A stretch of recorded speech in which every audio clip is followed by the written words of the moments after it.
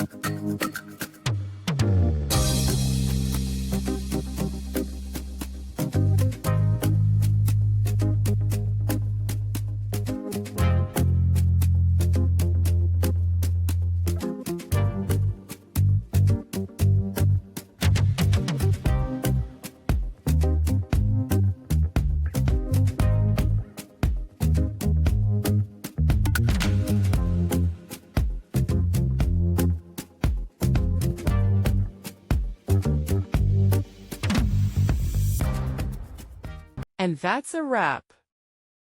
I hope you found the answer you were looking for. If you did, take a second to hit that subscribe button. It really helps out. And let me know in the comments which solution worked best for you. See you next time in the debug zone.